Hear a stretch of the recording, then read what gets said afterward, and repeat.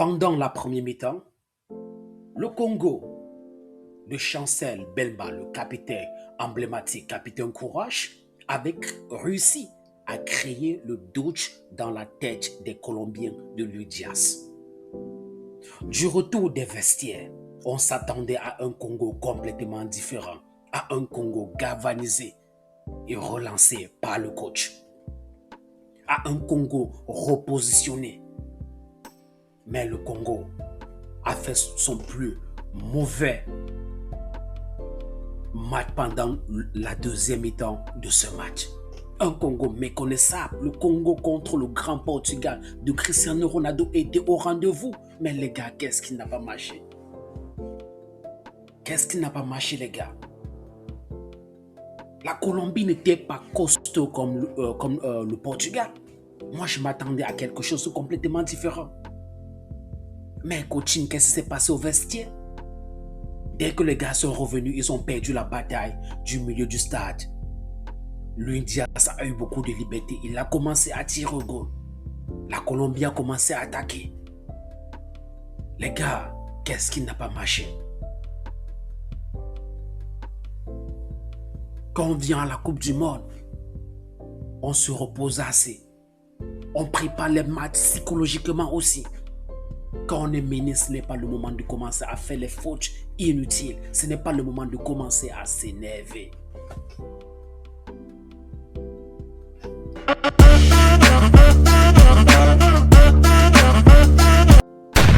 Merci de regarder nos vidéos.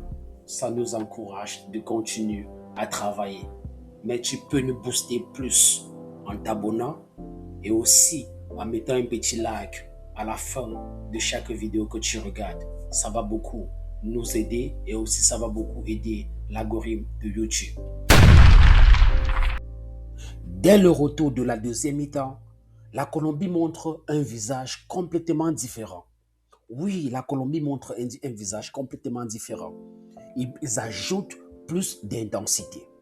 Au niveau du stade, du milieu du stade, ils gagnent beaucoup de duels, ils occupaient les ballons, mais on commençait à sentir un peu de frustration, un peu de fatigue du côté congolais, ce qui les amène à subir la pression des Colombiens, ce qui les amène à rentrer d'un clan et ce qui permet aux Colombiens, bien sûr, de développer leur jeu.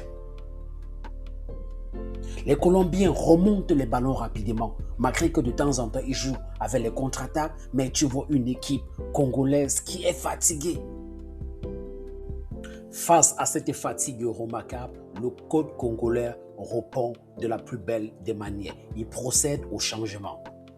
Seulement que ces changements ne portent pas vraiment leurs fruits, mais quand même, c'était nécessaire. C'était très, très nécessaire. Surtout la sortie de Bakambu. La sortie de Bakambu, c'était bien vu parce que c'est un bon joueur, mais là, il était fatigué. Mais Coutinho, j'ai une suggestion. Coutinho, au lieu de le faire commencer les matchs, et si on le gardait sur le banc de touche et il entre dans les moments comme dans ce match où l'équipe colombienne est aussi fatiguée, est aussi épuisée et qu'il entre avec la vivacité et l'énergie qu'il a, ça peut créer la différence.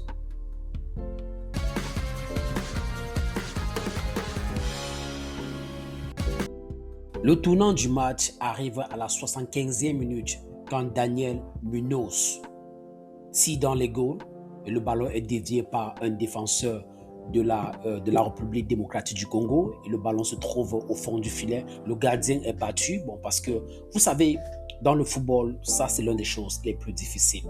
Les ballons qui partent dans les goals et qui sont déviés, généralement ça se retrouve au fond des filets. Ça, c'est généralement les gardiens, même les meilleurs gardiens avec des réflexes très très élevés n'arrivent pas à défendre cela. Et dans ce match, il faut dire que le gardien congolais a été vraiment au rendez-vous. Il a été parfait, très très parfait. On ne peut pas le juger par rapport au but, parce que là vraiment c'était très très compliqué. Il ne pouvait rien faire par rapport à cela. Mais sinon vraiment, il a été présent, il a donné le meilleur de lui. Et par rapport à l'équipe colombienne, il faut dire que Luis Diaz vraiment nous a créé beaucoup de problèmes.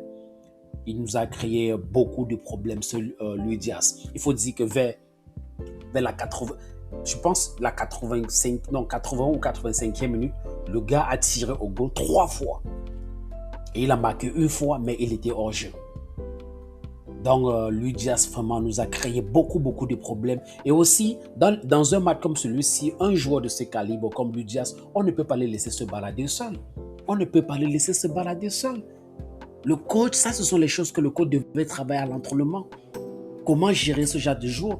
Oui, on est mené. Il faut que Chancel monte de temps en temps pour voir comment il va assister les autres. Mais le coach devait avoir une stratégie que quand Chancel monte, que le coach devait rester très proche de lui. Donc, de temps en temps, il avait un peu d'espace. Il a eu les ballons, mais il n'a pas pu exploiter.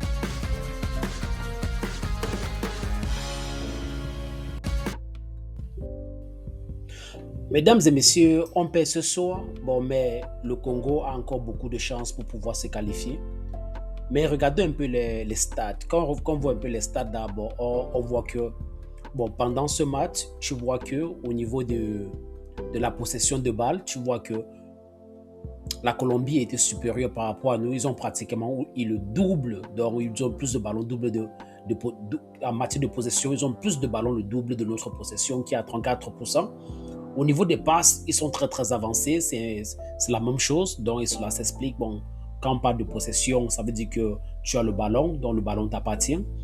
Et aussi maintenant, au niveau des fautes, la Colombie a fait 12 fautes et nous, on a fait 17. Au niveau des cartons jaunes, on a eu 2. La Colombie a eu 2, nous, on a eu seulement un seul carton jaune.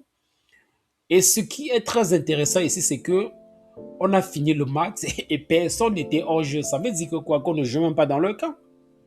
Ouais, ça veut dire qu'on n'était pas dangereux. Parce qu'une équipe est dangereuse, tu vois, il y a les hors-jeux parce que les avançants veulent marquer. Donc, on était tellement, je ne sais pas, désorganisés.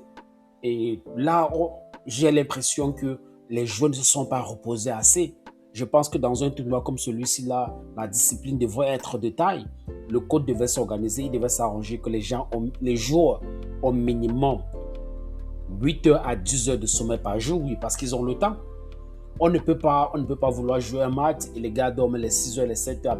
Après, là, ils sortent pour aller se promener. N'oubliez pas s'asseoir et taper les commentaires. Non, ça, c'est la Coupe du Monde. Ça, c'est la Coupe du Monde. Et en plus de ça, ça fait pratiquement 52 ans. Il faudra nous dire dans les commentaires, je pense que c'est 52 ans. Comme le Congo n'a pas participé à une phase finale de la Coupe du Monde. Donc, on vient à un événement comme celui-ci, là, surtout qu'on a marqué l'histoire contre le grand Portugal de Cristiano Ronaldo. Donc, on doit avoir un comportement un peu exemplaire. C'est juste 2 mois. Donc, la Coupe du Monde, c'est 2 mois. Donc, on doit être discipliné et se reposer. Bon, parce qu'il y avait un problème de fatigue par rapport au premier match. J'ai l'impression que les gars se sont bien reposés pour le premier match que ce match. Bon, voici la partie qui est intéressante. La partie qui est intéressante là, c'est standing, c'est-à-dire le classement.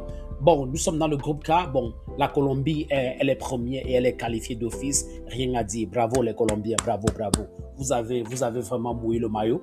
Donc, vous êtes qualifiés. Et là, on a le Portugal qui a 4 points. Bon, on peut dire que le Portugal aussi est qualifié. Bon, je dis ça parce que bon, le Portugal a battu l'Ouzbékistan aujourd'hui. L'Ouzbékistan aujourd'hui avait un score très lourd de 5-0. Donc, ça dit que les chances sont très élevées pour qu'eux ils soient, bon, s'ils perdent le dernier match contre la Colombie, pour qu'ils soient meilleur troisième. Et maintenant, là, pour le Grand Congo, oui, le Grand Congo, aux à la pointe, rien n'a encore perdu. Rien n'a encore perdu, les gars. Parce que nous, pendant notre dernier match, on va jouer contre l'Ouzbékistan. On va jouer contre l'Ouzbékistan. Je ne pense pas que l'Ouzbékistan va nous battre. Moi, je ne pense pas qu'ils vont nous battre. Donc, ça veut dire que si on les gagne, ça veut dire qu'on a 4 points. Et si on a 4 points dans cette Coupe du Monde, mais on va encore marquer l'histoire plus. On a toutes les chances pour pouvoir aller au second tour. On a toutes les chances pour aller au second tour. Donc, les gars, vous devrez vous reposer, vous devrez mouiller le maillot. Parce que si on gagne, là, on a 4 points, on a 1 point. On a fait la magie lors du premier match. Donc, les gars, mouillez le maillot et vous allez vous m'envoyer. Donc là, comme je disais, la Colombie est en tête, suivi du Portugal et nous, on vient là. Et là, le dernier, donc ils vont rentrer à la maison, c'est confirmé. Mais la Colombie a encore sa carte à jouer. Donc, les gars, reposez-vous bien. reprenez les entraînements et vraiment soyez prêts physiquement, reposez-vous assez et surtout dormez beaucoup. Les gars, si tu n'es pas encore abonné, abonne-toi pour ne pas manquer la nouvelle vidéo. Et si tu as regardé jusqu'ici, n'oublie pas de mettre ce pouce. Vraiment, ça nous aide beaucoup. Et là aussi, ça aide aussi l'algorithme de YouTube pour te permettre de voir nos prochaines vidéos. À la prochaine. Et sans oublier la question du jour, qu'est-ce que tu as aimé pendant cette rencontre et qu'est-ce que tu penses que le coach peut ajuster pour que notre prochain match, on puisse cartonner?